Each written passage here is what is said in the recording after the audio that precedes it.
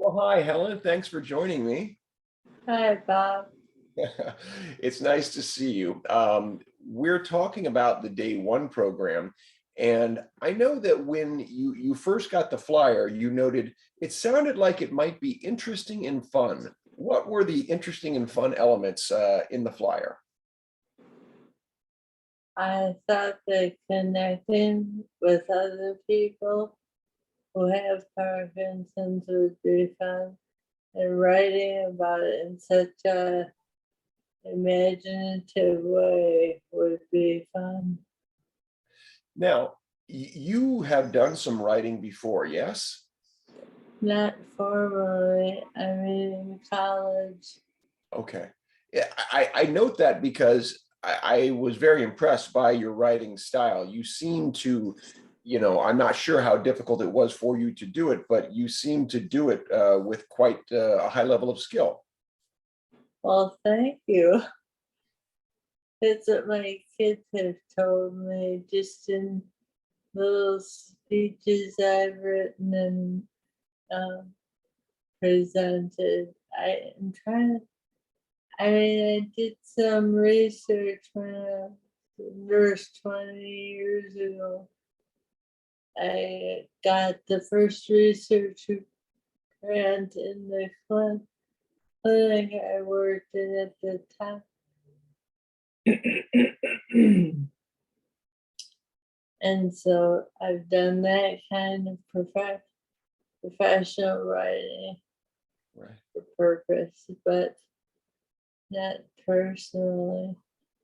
How about telling your story? Do you often tell your story to people? And if so, how do you do it? Verbally or written or? I think that's what my kids identified in me was my storytelling. I have a knack for telling jokes that take people by surprise, and it's getting to be all the same material as I age. It gets a little dull, but I always have a good laugh when I catch someone in one of my webs that I weave. Now, we introduced improvisation as part of this program. It was part of how we told our stories and how we bonded as a team. Humor is part of improvisation, often, not always. Tell me about your first experience with improv, and then maybe where you got after you had done it for a little while. Well, the first time made me really nervous, and I wasn't sure how it would apply, but I think that's part of what interested me as well. Um, and then it just fell into place. I fell into place with it and being open to it. You have to kind of conserve your energies when you're advanced like me. And so there has to be a balance between what you give and what you take. And I'm losing my train of thought. I think what you just said was beautiful. One of the things you said earlier, you talked about the surprise in joke telling, that sometimes people don't expect you to be humorous. And I think you delivered consistently in our improvisation as well as our discussions, surprising insights to people who, like you say, might see you being quiet, not offering as much, and then coming in and delivering something. How does that feel, like you said, to discover in yourself and then have it received so well by the rest of the group? It's tremendous. It's so strength building for me.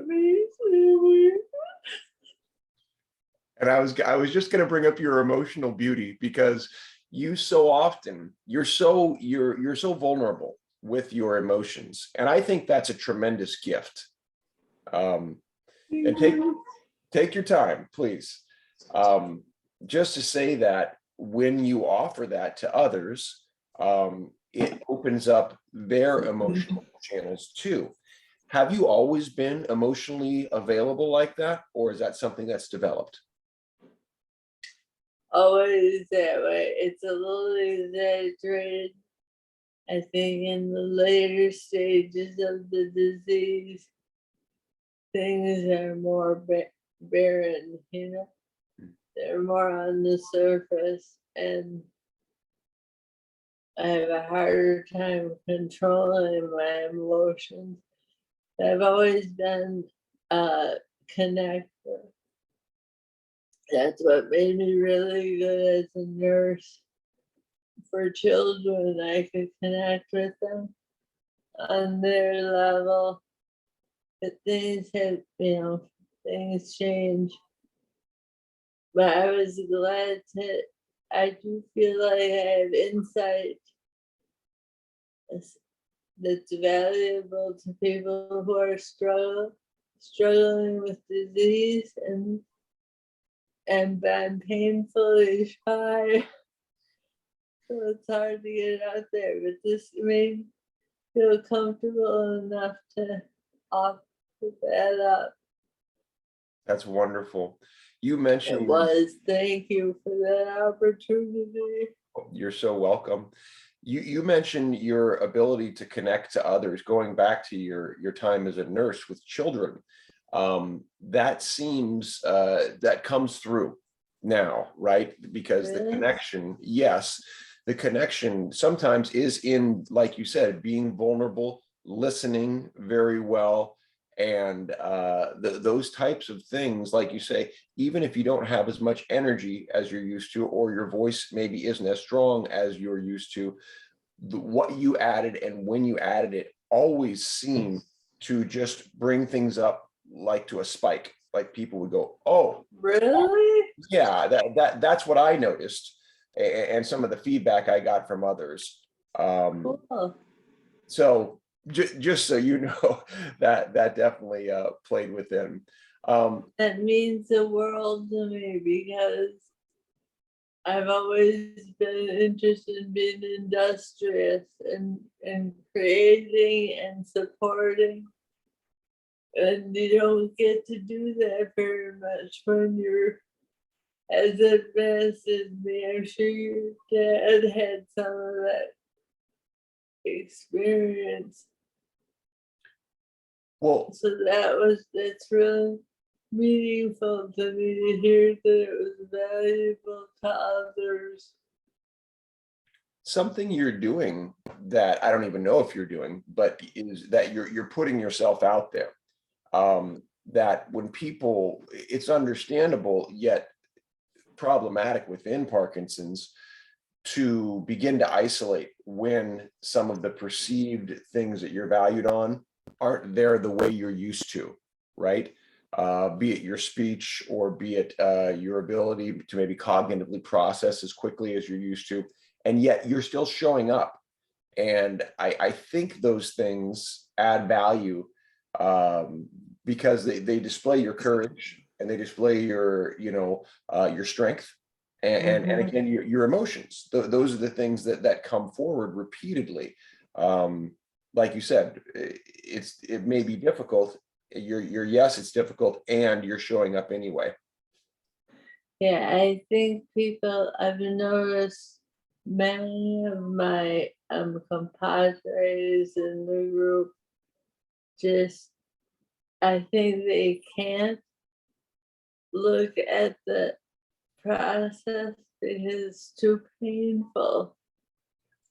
No matter where you're at, whether you're looking down the long road or back behind you, it's too painful and too powerful. So it's a good thing. You said, when I asked this prompt, when Robert asked me to consider myself a hero, I thought, this is not a good fit for me. What do you mean about that? Well, I don't view myself that way. I like when I talk to my kids when I was writing and I was trying to connect with my hero-ness. I'm more the quiet hero. I don't have a big S on my shirt, and so I thought that wasn't gonna fit. Uh, but in talking to my kids, I said I was talking about that conflict, and I said I feel like I'm a marionette, and Parkinson's is the puppet master. And my daughter and her beloved said to me, "We don't see that at all. We see what does she call me? A badass.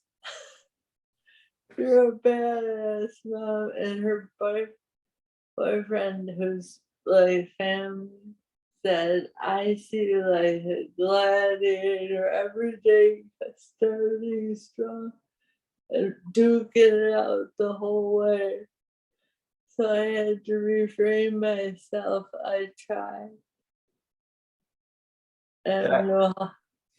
that's so valuable. I think what you just described, the ability to see ourselves as our loved ones see us, to help where they reflect some of those things that maybe we have a hard time seeing in ourselves. That's tremendous. And do you get to a place where you can accept those things, those compliments of a gladiator or a badass, as it were? I am flattered by it. I don't know if I still can't say it. I know in the little moments when I'm really in pain or really struggling, that's helpful. I think back to that characterization, and I think that it's helpful to expand your borders instead of letting them constrict you. Within the hero's journey, one of the steps, I think it's step 5 in our model, we talk about tests, allies, and enemies. And those allies you mentioned right there are the ones, like you said, you reflect on, you lean on during painful times. And so important that you recognize who they are. And again, even if you're carrying them inside, like you said, their voices, those memories, they're right there within you. Exactly, in your heart and in your mind. Right. And the group was that way, on a different level.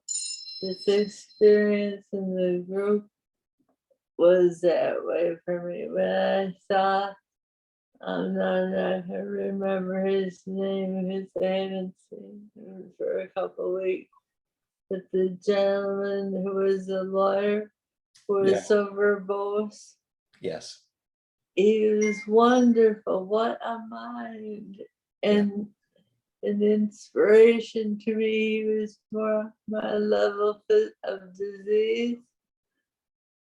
It's tremendous inspiration that you get from connecting with someone like that.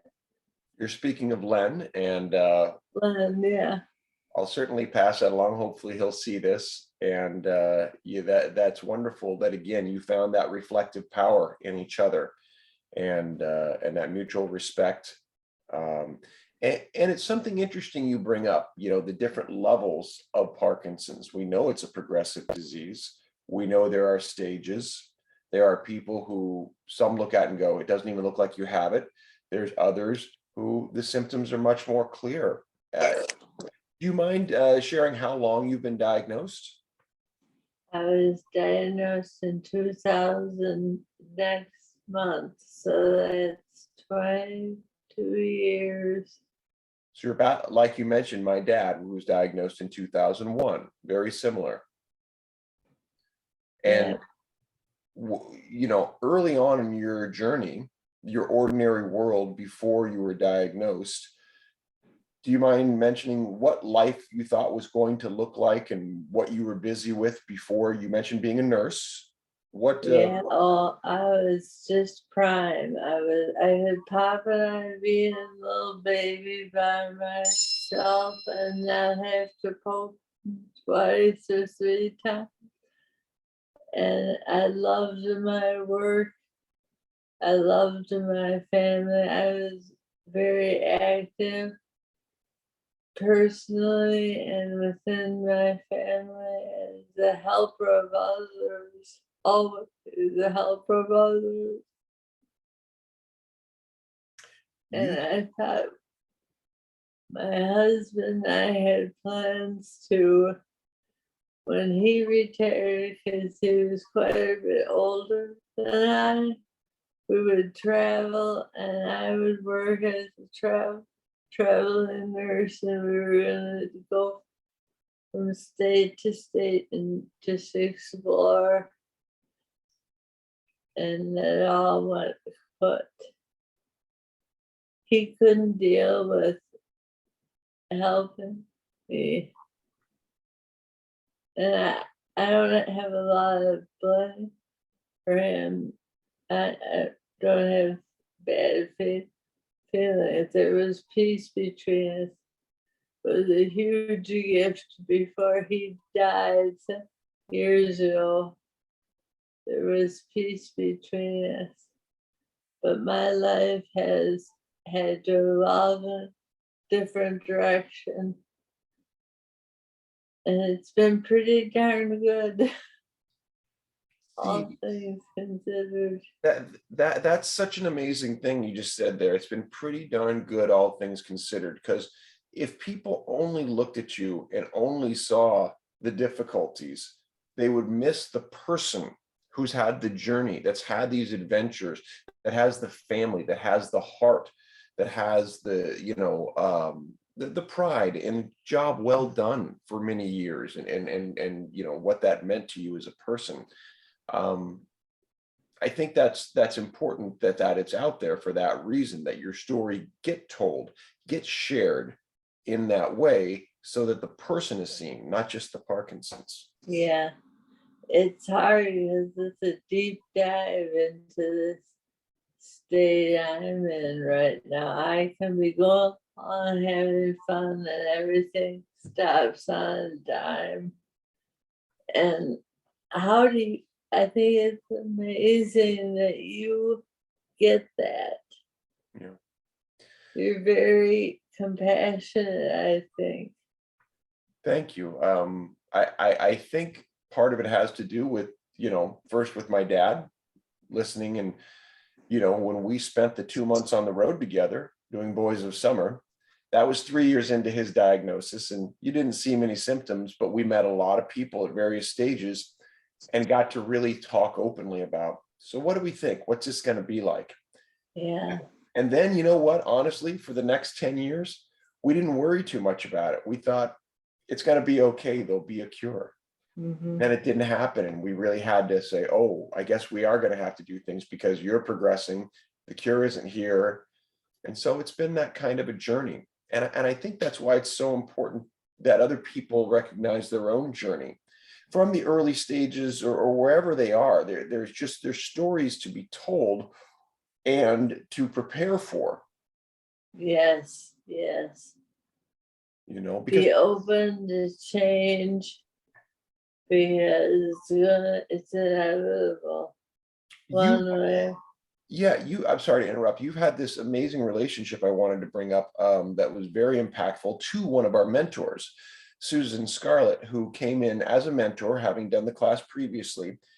And then you two connected, and Susan just talked about how amazing your conversation was as she prepares out of her honeymoon phase, 6 years diagnosed, Right. to have DBS. So here you are mentoring her. Talk to me about that relationship, please. Well, I think that happened because that's my natural being, is that when I remember how frightening it was to face that and to talk to somebody on the other side who really, I should have been dead in 2010. I couldn't eat, I couldn't walk hardly. It just all big disconnect movements. And so to try to offer someone solace was very meaningful to me. And she is just a powerhouse. I don't think she's of this world. She's an inspiration. So we connected, I just put it out there and you helped me do that. And she was very receptive. So I'm glad that she finds value in it. I think that that's one of the goals of the program that I'm very proud of is your interconnectivity. Now we've had 2 rounds of participants, the first and you involved in the second. We don't know how you guys are going to end up serving each other until we start to connect and recognize some of the same language. And, like you said, you can be at very different levels and offer all sorts of insights and personality and whatever else that come through. So that's just a sample, I think, of the self-empowerment that can come through playing and developing this community the way we have. It's true, it's developing a community. And that's hard, isn't it? It takes time. It takes trust. I mean, to a person, I think, when I put this flyer out there, I think of it like a beacon. And many people go, well, that's interesting. And then we start that first class, people go, oh boy, I don't know. Yeah. I mean, there's some out there kind of elements between improvisation, storytelling, Star Wars. What is this thing? Beatboxing. Yeah, what has beatboxing got to do? It's intentional that this world is put forward that way. I think to hopefully open the door for you all to see there's more. I think you asked about my inspiration. Part of that has been my constant push with my dad to keep refueling his fire as something goes away, whether it's driving, his ability to golf, something else, to say, I recognize, yes, that's gone. And by the way, did you know this over here is a thing you can do, even though that's there? It's not to diminish the pain, it is to recognize the opportunity. Right.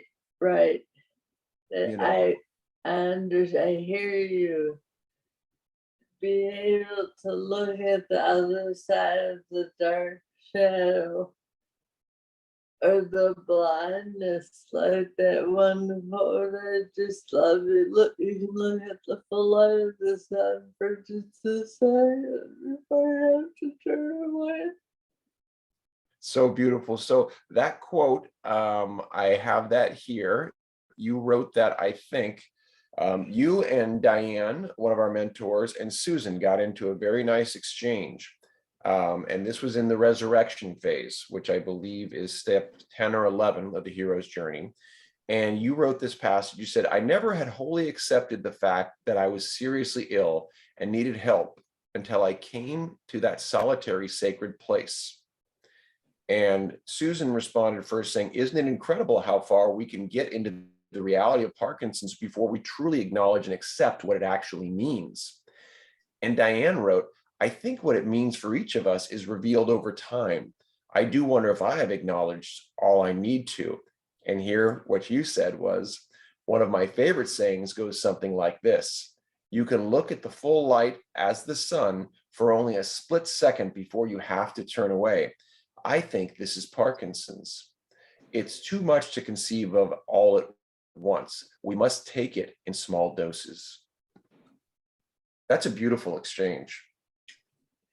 Yeah, between 3 people who are on different parts of that continuum. One of the most discouraging things I've heard is a study of communication between Parkinson's patients and their caregivers. And they found that, I think it was a speech therapy study, they found that the people, once they start having difficulty communicating verbally, the communication is dropped by the caregivers, not by the person. It's so important to be heard, and this made me feel heard. Very glad, Helen. And like you said, that idea, that feeling of being heard, and I think that's the value of opening up these multiple platforms, like we talked about, that there is verbal, that there is written, that there are all these gamified forms too, like beatboxing or art, because everybody's going to have a different manner of expression, and they're all valid, and we want everybody to be able to express themselves. We had many guest teachers, and I was looking through the notes. One that you said you really responded to was Jillian. She was the mindfulness and meditation specialist. Tell me about what your relationship was like with her presentation and why it was so meaningful. Well, she is a master of taking you down like that. She just has this, her technique is at a very high level. I had a therapist who taught me pre-surgical hypnosis, so that because I had to be awake, and like I'm a nursling with my head bolted to the table, and in a tube of sterile drapes, because they're working here and the table is here. So you're alone in that. I'm losing my train of thought This is again. all your DBS. I get it. Please keep going. So this woman, who I thought was really skilled, taught me pre-surgical hypnosis. And so I was able to take myself down the stairway to peaceful, beautiful, natural glen with wherever I wanted to be. And that was suggested to me, and it worked beautifully. That and prayer. And then when Jillian came on, I recognized that right away in her. And it was such a relief. That little treatment she did for about 10 minutes was just so wonderful, just physically, to feel relief and some distance from the pain and the dysfunction, just to feel relaxed and at peace. That's amazing. That's amazing. And again, we don't know who or where we're going to connect with people. And this is why the opportunities being brought as they are. You go from a rock steady boxing coach to a meditation specialist to someone who does adaptive clothing for people with dressing. That was wonderful too. Yeah, and that's the thing. So it is, as we're community building and telling stories, that we want to make sure we're aware of everything that's available to us, because if we're being called to courage, it helps, I think, if we recognize there are others that want to help us be courageous. Well, and you taught me through this to be open to things that I didn't think were a good fit for me. The writing included. I like to write. I have to plug in. Oh, sure, absolutely. I, I have always liked to write, but my kids said they wanted to see my writing. And so I showed them a sample. And how did your kids react to your writing? They loved it. They said, Mama, I never knew you felt that way. And I never knew this happened or that happened. So, geez. That was a great pickup. I just want to give you credit for that. That was amazing. You kept the story going and plugged it in. That was great. So let me pick up on that, because I love that. Again, your relationship with your kids. And do you have, you have 2 daughters or? I have 3 daughters. 3 daughters. And 35, 33, and 30. And they mentioned, like you said, not knowing things about you until they read them. And I think that speaks to the power of the written word, because it's your relationship with yourself reflected on a page. And in this sense, having a group to tell you, here's what I see and feel, to help amplify that reflection a little bit. Yeah. My the one thing I remember very specifically was writing about in the grotto, or what the cave. Yes, yeah, the ordeal in the cave, right? I said my heart was broken. And that's not something you share with your children usually. And why not? Why not share that your heart is broken with your children? What's the concern there? You just don't want to burden them.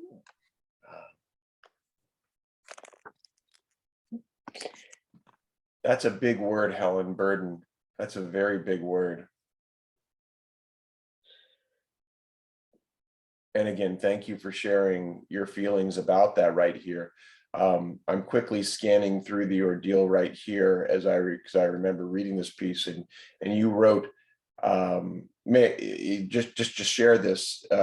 You in the cave, which we talk about, or the grotto, as you say, the ordeal is a stage of the hero's journey that is often seen as, a low point. And you talked about a reflected person, an old woman, as it were. And then you mentioned what she looked like. And as you looked forward, you said, this is me. You said, my image reflected off a thin sheet of what must be, is it mica, I believe, on the cave surface? And tears fill my eyes and they do not stop. Here in this solitary place, I saw what I had become, and tears flowed freely. I fall to my knees weeping, deep sobs coming from a place where all pain is lost and entombed. I am wailing my grief immense. My heart is broken and I mourn for all that's been lost. Helen, that is such beautiful writing. The vulnerability of it, and that your kids responded to it, and several of us, Susan, Diane, and others responded to it. I hope you recognize the gift you give when you write with that strength, with that clarity, with that gorgeous metaphor. Thank you. It's very, very powerful. I hope as you go forward and consider that, maybe you'll look back and reflect on what you've written and consider how to, give it a round form that maybe you wish to share in a broader sense, recognizing the power you've had within the group, within your family. And I think there's others who would benefit from it, should you wish to share it on a broader level. I would love for people to be able to glean something useful from this disease, from my affliction. It's not just your affliction. I want to highlight that, like I said at the beginning. your writing, and I'm not being glib, your writing is really beautiful. You're maybe Thank you. an unrecognized talented writer, and to that end I want to highlight that, reflect that to you, so that you do with it what you will. I know Susan had an idea, and I'd be happy to do that. I'm not sure I'm on the same level of understanding. And this, in addition, is maybe not the right time for she and I to explore that. Right. She's got a lot of ideas. She is unbelievable. She's 72 Yeah. and she has Parkinson's, and she's amazing. Well, she thinks the same of you, as do many of us. And I want to thank you so much for sharing all these reflections, for sharing your journey, for showing up, for coming to the Jam for Joy, and being part of that community as well. You're always welcome, and I look forward to continuing where our joined journeys will lead us. Yeah, how do you see that happening? We'll see. I don't know. And your mental space is probably a little full right now, I would guess. As you and I have discussed, and we'll leave that for another time. Yeah, the PhD is forefront. When I get that done, I'm looking at the beginning of 2023. And, when this becomes truly full time, that's the goal. What can we do? We'll see. It's almost like it's a therapy that you should be reimbursed for. Oh, we'll leave that for another day. Thank you so much for that, Helen. I appreciate it very much. And thank you. We'll talk more, okay? Okay. All right. Take care, Helen. Thanks, Bob.